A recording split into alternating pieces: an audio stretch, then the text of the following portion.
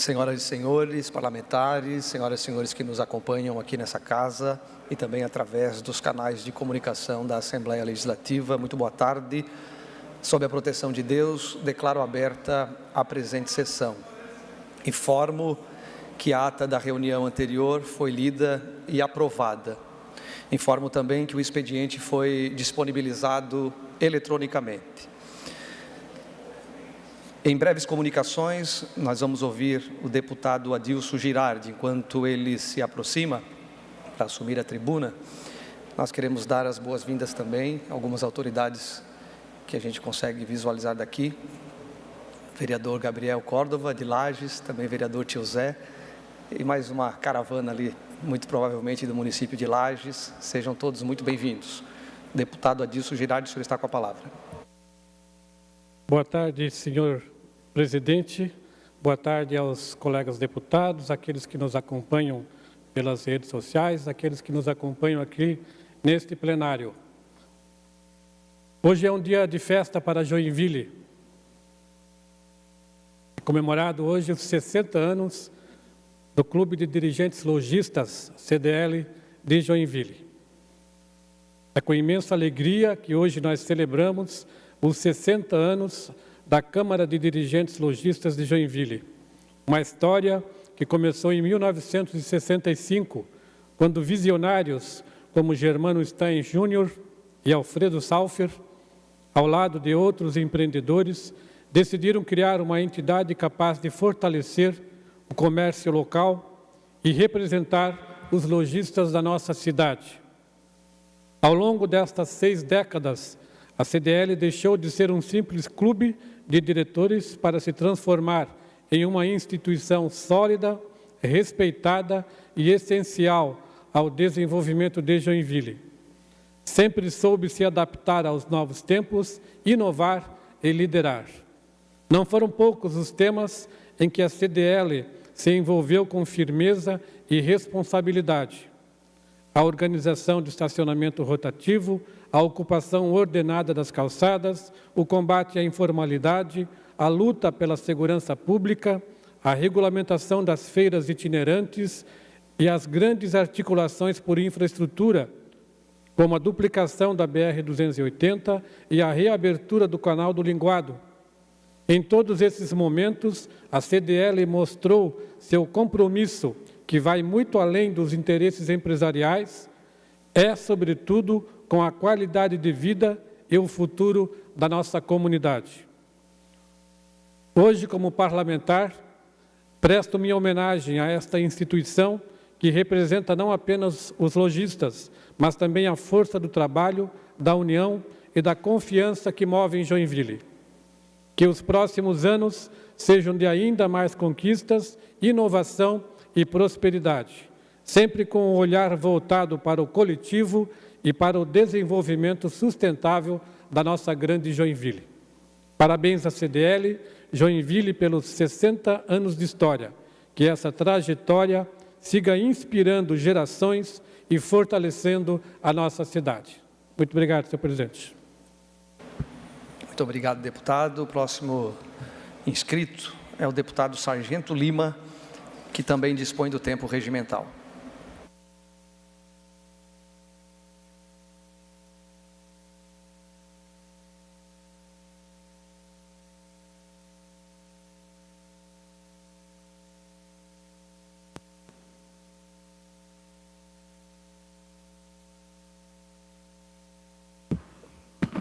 Muito boa tarde, presidente. Muito boa tarde, demais deputados.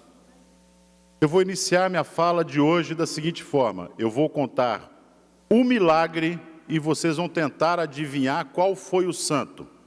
Tá? Eu conto o milagre e vocês adivinham o santo. No ano de 2013, a Justiça Federal o condena por improbidade administrativa no caso Fazenda Ceres, em Andradina, São Paulo. O crime, participação no sobrepreço de 1 milhão na compra de terras financiadas pelo programa do Banco da Terra para assentar 72 famílias. E em 2024, a condenação foi mantida pela 6ª turma do TRF paulista e ainda no ano passado, aí sim, 2024, o STF o absolveu. Adiante, Operação Lava Jato. O mesmo foi acusado de receber recursos ilícitos da Odebrecht e de participar de esquemas de Caixa 2. Delatores disseram que parte do dinheiro teria sido entregue em espécie, o que levou o sujeito a responder a inquéritos no STF. Em 2020, a Justiça Eleitoral de São Paulo aceitou a denúncia o acusando de corrupção e lavagem de dinheiro. Acusação de Caixa 2 em 2 campanhas eleitorais. Para deputado federal em 2010, 200 mil não contabilizados, e para prefeito de São Paulo, 2012 e 2013, 1,5 milhão. E em fevereiro deste ano, o ministro Dias Toffoli determinou o trancamento dessas ações. Em 2020, primeira turma do STF o condenou a 10 anos e 2 meses de prisão por crimes de lavagem de dinheiro, associação criminosa contra o sistema financeiro nacional, pena que deveria ter sido cumprida em regime fechado, mas isso nunca aconteceu. O crime, participação em desvio de recursos do BNDES. E conforme a Procuradoria-Geral da República, a PGR, os desvios relacionados a contratos de financiamento do Banco Público ultrapassaram 350 milhões. Além de o condenar, aí o nome da pessoa, a prisão, o STF determinou a perda do mandato e a proibição de ocupar cargos públicos. Em 2023-2024, o STF reverteu a própria decisão e absolveu o sujeito. O processo percorreu em diferentes instâncias até o Supremo, até chegar novamente à primeira turma. E em março do ano de 2024, o recurso final foi o julgamento e ele foi absolvido. A quem me refiro? A Paulinho da Força, o mesmo que vai relatar o projeto da anistia. E as pessoas se sentem mal quando eu falo o nome, porque eu gosto de falar o nome e o partido, Paulinho da Força do Solidariedade. Não vou tecer mais comentários, porque eu acredito que seja da natureza dele fazer esse tipo de coisa, assim como é da natureza de um escorpião picar as pessoas, né? Mas eu fico pensando da natureza também do Hugo Mota, presidente da Câmara, deputado federal do Republicanos. Eu fico pensando, quando ele foi escolher quem seria o relator, ele deve ter pego a ficha do sujeito, lido tudo que ele fez na vida dele e pensado, não existe melhor alma nesse mundo. Com uma capivara dessas aqui, esse deve ser o homem certo para relatar o PL da anistia. Se eu condeno o Hugo Mota por isso, também não. Que também é da natureza dele agir dessa forma, assim como é da natureza de um cavalo dar coice, assim como é de um cabrito berrar, é da natureza dele. É normal que esse tipo de gente faça esse tipo de coisa.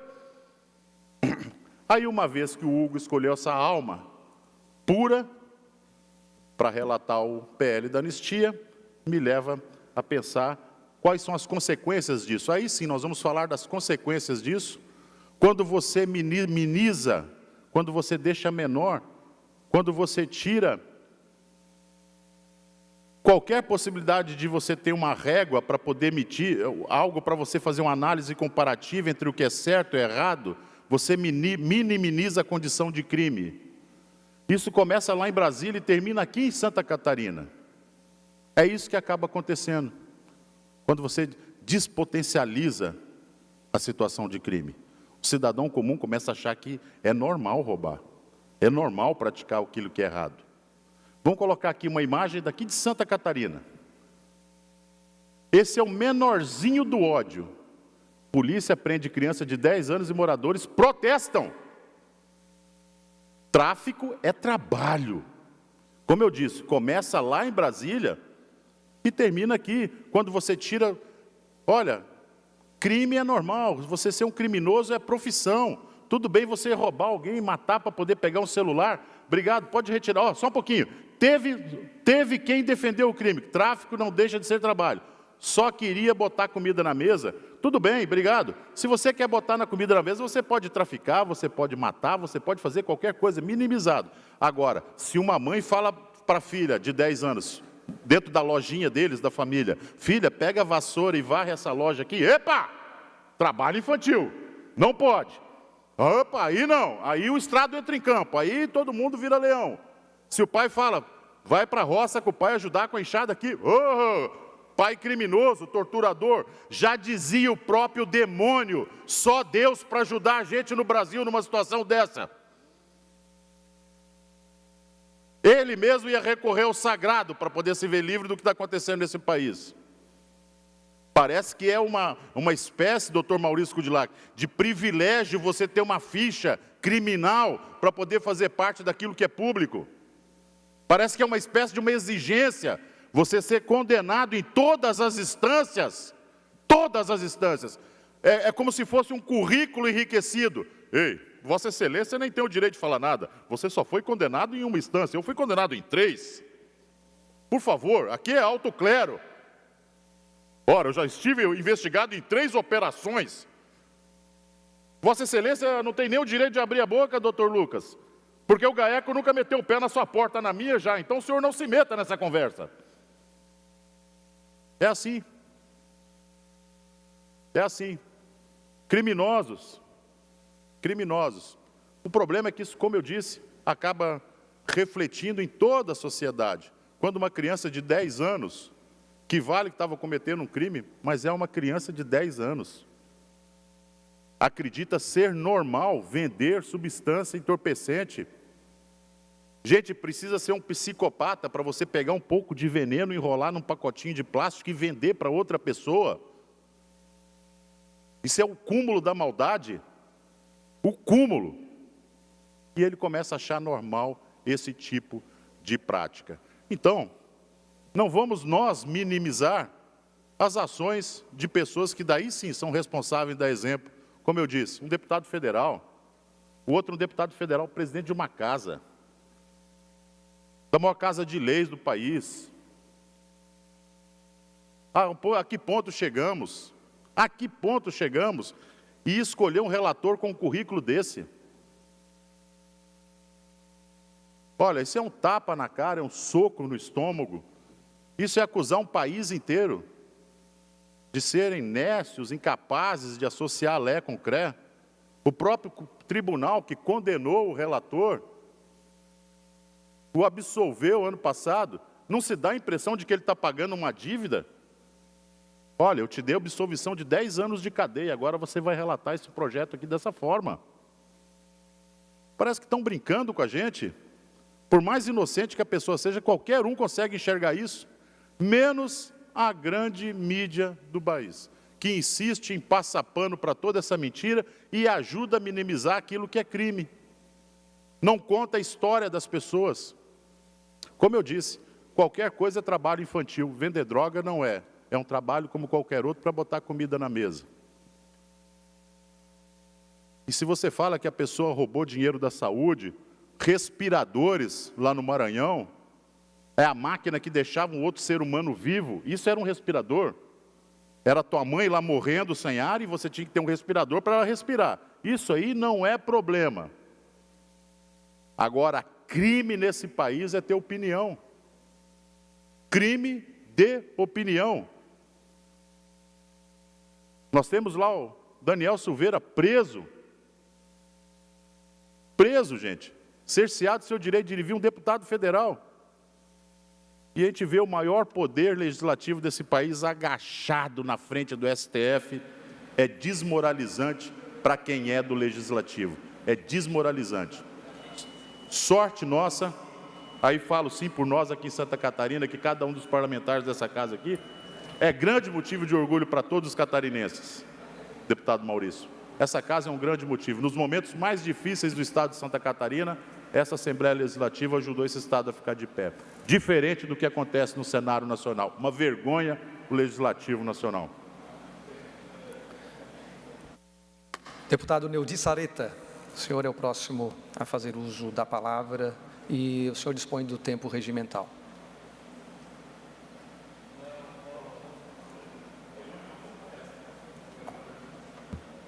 Senhor presidente, senhores deputados, senhoras deputadas, estimados catarinenses que acompanham esta sessão, cumprimentar de forma especial o vereador Adair de Jesus, senhor Pereirinha, lá de Modelo, junto com o assessor da Câmara, que me falava que a sua primeira entrevista numa rádio, foi comigo, né, na ocasião de uma inauguração de uma casa familiar rural.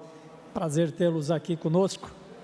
O senhor Pereirinha, que também acompanhou e esteve na linha de frente da construção de uma das obras, das grandes obras que fizemos em Concórdia, quando prefeito, nosso centro de eventos. Sejam bem-vindos aí, vocês que estão tratando aqui na capital de assuntos de interesse do município de Modelo. Mas, senhor presidente, trago a esta tribuna uma notícia de grande relevância para a saúde das mulheres brasileiras. O Ministério da Saúde anunciou uma medida histórica, a ampliação do acesso às mamografias do SUS para mulheres a partir dos 40 anos de idade, mesmo sem sinais ou sintomas de câncer. Nós tivemos aqui recentemente uma audiência pública tratando da questão do tratamento do câncer em Santa Catarina, e uma das questões que foram levantadas ali era exatamente a necessidade de que se ampliasse essa idade que estava a partir dos 50 anos, e viesse para 40 anos para as mamografias do SUS. Esse tema também foi objeto de algumas intervenções minhas aqui anteriormente nesta tribuna da Câmara e documentos enviados ao Ministério da Saúde, e com grande alegria nós vimos agora isso se concretizar. Essa decisão representa um avanço fundamental. Está se garantindo a mamografia a partir dos 40 anos, numa faixa etária que concentra quase 1/4 dos casos de doença de mama em nosso país. É uma iniciativa que salva vidas, porque amplia as possibilidades do diagnóstico precoce, aumenta as chances de tratamento eficaz e fortalece a rede de atenção à saúde da mulher. Outra mudança extremamente importante é a ampliação da faixa etária para o rastreamento ativo. A mamografia preventiva, que deve ser solicitada a cada 2 anos. A idade limite, que era de 69 anos, agora subiu para 74 anos, deputado presidente Marcos da Roça. Essa decisão é coerente com a realidade epidemiológica, já que quase 60% dos casos de doença se concentram entre os 50 e os 74 anos de idade. Além disso, sabemos que o envelhecimento é um dos principais fatores de risco para o câncer de mama. Quero destacar também a realidade aqui de Santa Catarina. Nosso estado tem números alarmantes. Temos a maior taxa de incidência de câncer da região sul, com 74,79 casos a cada 100 mil mulheres. Somente em 2023 foram registrados 824 mortes pela doença. E entre janeiro de 2023 e setembro de 2024, já são 1.416 óbitos consolidados, deputado Lucas. Esses números mostram a gravidade do cenário e a urgência em ampliar o acesso às políticas de prevenção e diagnóstico precoce. Por isso essa decisão do Ministério da Saúde é tão importante. A previsão que quase 4.000 novos casos por ano em Santa Catarina evidencia que cada dia de espera, cada barreira de acesso pode significar um diagnóstico tardio e aí, consequentemente, menores chances de cura. Por outro lado, quando o câncer é detectado em estágios iniciais, as possibilidades de sucesso de tratamento são muito maiores, reduzindo também os impactos físicos, emocionais e financeiros para as mulheres, suas famílias e para todo o sistema de saúde.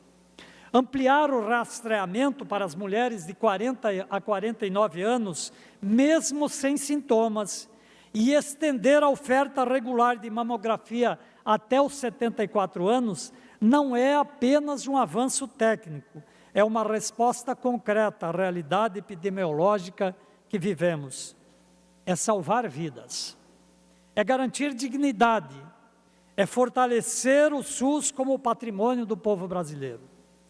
Portanto, senhoras e senhores, estamos diante de uma conquista histórica, uma vitória da saúde pública e, sobretudo, das mulheres brasileiras. Cabe a nós, parlamentares, seguir apoiando e defendendo medidas como esta, que ampliam acesso, reduzem desigualdades e salvam vidas. Obrigado, senhor presidente.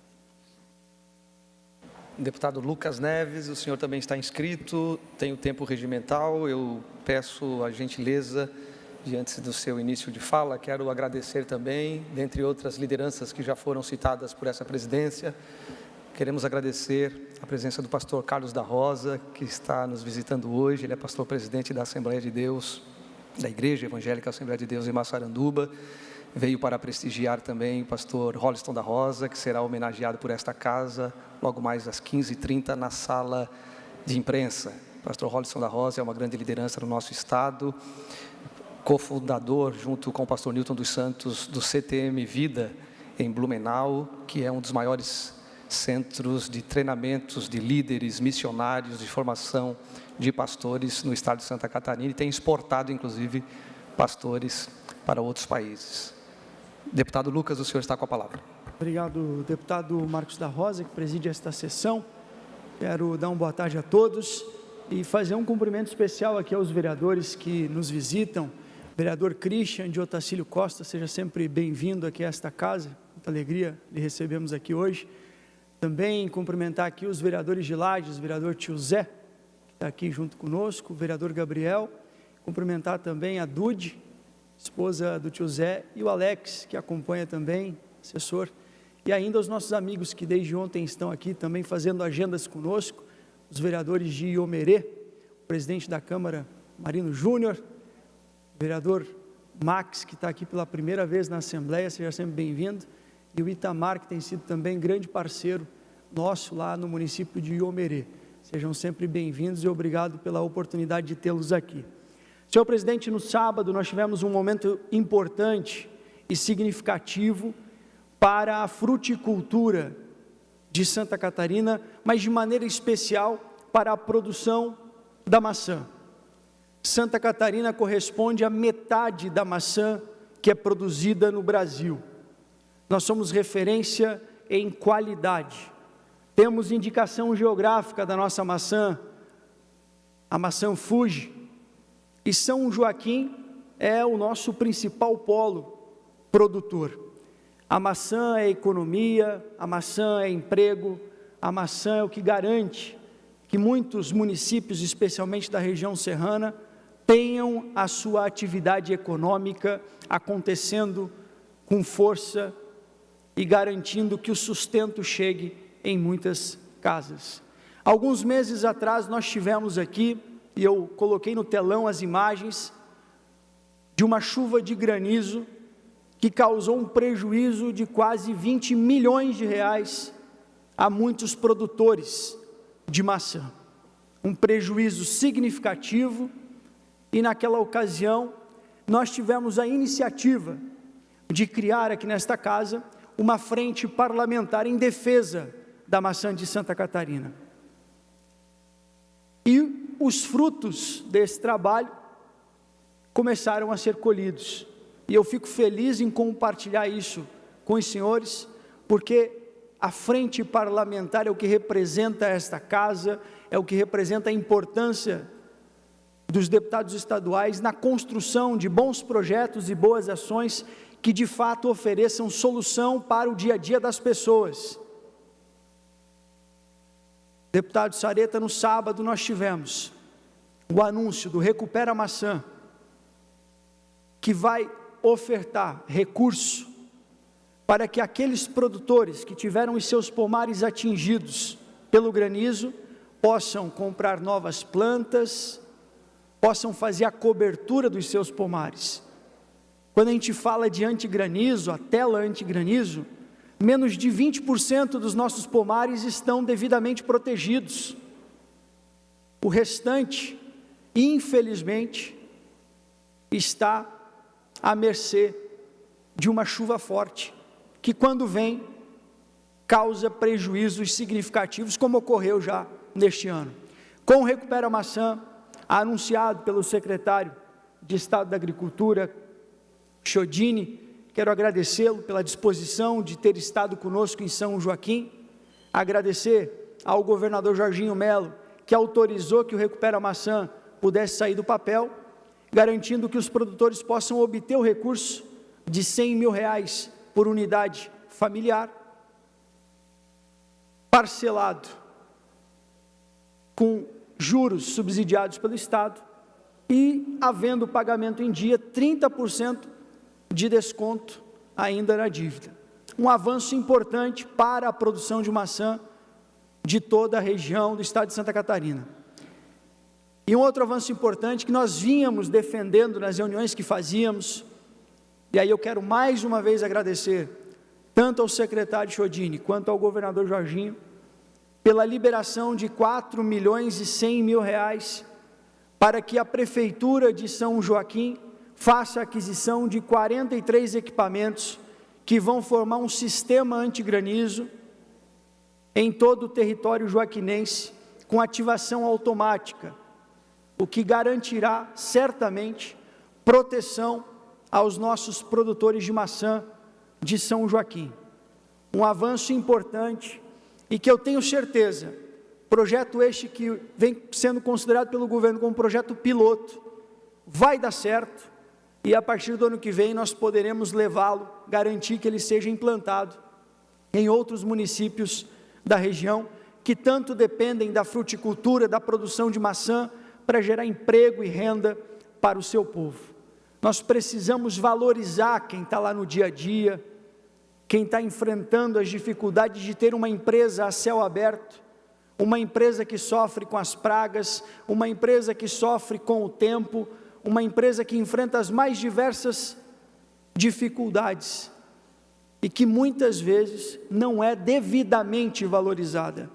E nos cabe esse papel, enquanto representantes da população, de defender, de buscar apoio, de buscar ajudar aquele que está lá na ponta e que tanto precisa do nosso incentivo e da nossa ação. Então, recursos garantidos, tanto Recupera Maçã quanto para a implantação do sistema de antigranizo. E mais uma vez nós agradecemos, é desta forma que deve acontecer, a união de esforços, neste caso, da frente parlamentar com o governo, para que pudéssemos de fato apresentar uma solução para essas questões que infelizmente ainda prejudicam e prejudicam muito o dia a dia da nossa fruticultura. Era isso, presidente, muito obrigado, uma boa tarde a todos. Muito bem, deputado Márcio Machado, o senhor também está inscrito e tem o tempo regimental. Enquanto se aproxima, queremos também mencionar aqui as presenças dos meus conterrâneos lá de Blumenau, pastor Isaías Cardoso, que é presidente do CTM, e também do Amarildo, e a grande caravana que está aí também acompanhando o pastor Rolson da Rosa, como disse e repito, que será homenageado logo mais por esta casa. Deputado Márcio Machado. Obrigado, deputado Marcos da Rosa, cumprimento os nobres colegas, cumprimento os vereador Jotacílio Costa, Correia Pinto, Lages, em nome do vereador Nixon, que está presente aqui na casa, muito obrigado pela visita, que logo, juntamente com o vereador Castor, nós estaremos com a secretária de Estado da Educação, a Sereta, sobre importantes demandas da região serrana, então logo nós estaremos lá com ela. Presidente, eu quero aqui, primeiro, enaltecer o Parajasc, que aconteceu em Lages, um evento de alta qualidade. Nós tivemos 74 municípios que nos encantaram na sua luta, no seu trabalho, na sua vontade de vencer, e jovens que fizeram realmente algo extraordinário, conseguiram ver o invisível e fizeram muitos o impossível. Imagine você correr sem poder enxergar, e corridas rápidas, e isso realmente nos encantou bastante.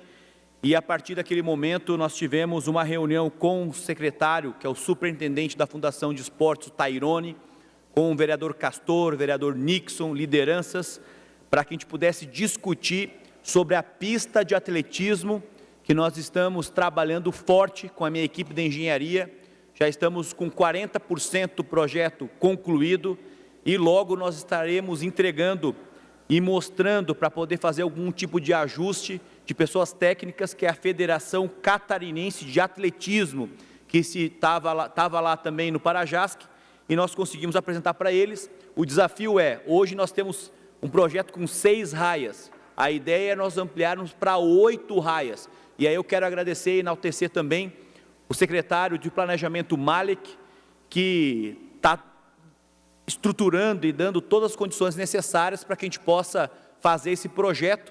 Então, quero enaltecer essa grande parceria que nós estamos fazendo com a prefeita Carmen Zanotto, um projeto que vai chegar em aproximadamente 5 milhões de reais e vai ser autenticado pela Federação Brasileira de Atletismo. Então, nós vamos ter um certificado, a primeira, na realidade, pista de atletismo certificada. Para a gente só ter uma noção, só para certificar, eles cobram 100 mil reais, mas com essa certificação nós teremos competições que vão poder vir de vários rincões do nosso país, bem como competições internacionais. Com 8 raias, vamos chegar num outro patamar, porque nós precisamos também trabalhar forte no que tange ao turismo de esporte. O turismo ele vem em várias linhas de frente, e uma linha importante, impactante, que nós podemos presenciar forte, que aconteceu em Lages, no Parajás, que foi todos os hotéis, não tinha uma vaga de hotel, os restaurantes cheios, o pessoal, a economia fazendo, acelerando, isso é importante demais. Então, parabéns, fico muito feliz deste evento e nós estamos trabalhando e vamos apresentar aqui na Assembleia Legislativa, no evento da Federação Catarinense de Atletismo, o projeto para que nos ajudem a trabalhar mais em relação a isso. E eu quero aqui também de um tema bem complicado.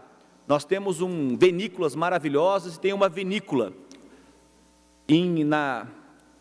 a Gáudio, a vinícola lá em Urupema, e de repente a proprietária da vinícola, que veio do Espírito Santo, investir na Serra Catarinense, está chegando, e a Celeste, que está lá, cortou 3 araucárias.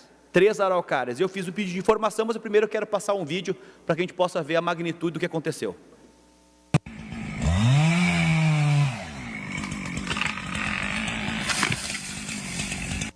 Cheguei aqui na vinícola agora e a Celesc, sem autorização, derrubou uma araucária, já cortou as outras 2, tá? A gente tem um projeto para isso aqui, sem autorização de ninguém. Cortaram aqui, ó. Os funcionários, claro, não tem nada a ver com isso. Cortaram a árvore. Agora eu já me acalmei e consigo falar com vocês. Cheguei aqui na vinícola e tinha uma araucária caída, 4 homens, motosserra. Falei, o que vocês estão fazendo aí? Vocês estão a trabalho de quem? A Celeste tá mexendo na rede, mandou arrancar as árvores. Aqui o poste. E aí aqui eu tinha 3 araucárias, um projeto para fazer uma área aqui para os meus clientes ficarem na sombra das araucárias. Mas a Celeste, sem autorização, cortou. Cara, tô sem acreditar nisso. Eu vou jogar aqui, fazer um platôzão aqui. Vai dar uns 100 metros quadrados, perto dessas araucárias. Aí aqui é que os casamentos vão acontecer, as cerimônias. Olha lá, aquele trio de araucária aqui. Pode voltar para mim. Interessante, a proprietária tem um sonho que fez um vídeo, ia fazer um platô para casamentos, e aí de repente a Celeste vai lá, sem autorização da proprietária, invade o terreno, não tinha nenhum risco da araucária bater na rede elétrica e corta as araucárias. Então eu estou fazendo um pedido de informação que já foi aprovado ontem aqui pelo plenário. Eu quero saber, a Celesc possuía autorização perante os órgãos competentes para o corte das 3 araucárias na vinícola Gáudio, lá em Urupema? Caso positivo, encaminhar cópia da autorização emitida pelo IMA. Nós queremos saber se tem autorização, quem autorizou. E o IMA é o responsável. Ademais, conforme o artigo 4 da Lei Estadual 17.588/2018, o acesso da empresa concessionária a propriedades particulares para fins de manutenção preventiva das áreas da faixa de segurança servidão deve ser, quanto ao cumprimento dessa norma, no caso em questão, informar quais estudos, laudos ou pareceres técnicos embasaram a decisão pelo corte das árvores. Encaminhar qualquer outro documento pertinente e justifique a intervenção. O que acontece? Existe uma lei que diz o seguinte: para que ela possa adentrar, tem que ter autorização do proprietário. Se as araucárias não estão comprometidas ali, que cair, estão com algum problema. Não tem problema nenhum. A araucária estava ali, as 3 araucárias. E a proprietária, empresária, que veio do Espírito Santo, aplicou recursos, acredita na Serra Catarinense, faz eventos, tem uma vinícola maravilhosa, e o pessoal foi lá, destruiu um patrimônio que não tem como voltar mais. Poxa, ia fazer lá estrutura para casamento, para poder girar renda, para poder pagar toda aquela estrutura, e de repente faz o que faz a Celesc. Então nós queremos saber, tem autorização, quais são as autorizações, para que a gente possa fazer o segundo passo, que é representar no Ministério Público, se assim necessário, e se precisar fazer outras medidas cabíveis pela Assembleia Legislativa. Então, presidente, essas são minhas duas manifestações no dia de hoje. Obrigado. Muito bem, vamos ao horário destinado aos partidos políticos. Pois não. Senhor presidente, obrigado. O senhor gostaria de registrar a presença do nosso amigo vereador Juan, lá de Barra do Sul, que se encontra aqui no nosso plenário. Muito obrigado. Muito obrigado, o deputado Carlos Humberto. No horário destinado aos partidos políticos, vamos à ordem de inscrição. Bloco Democracia, Inclusão Social e Igualdade, PT e PSOL. Bloco Podemos, Republicanos e Novo. Bancada do PP. Bancada do PDT. Bancada do PL. Bloco Social Democrático, MDB e PSDB. Bloco União, PSD e PRD. Não havendo mais deputados inscritos, eu suspendo a presente sessão até às 16 horas, quando daremos início à ordem do dia. Está suspensa a sessão.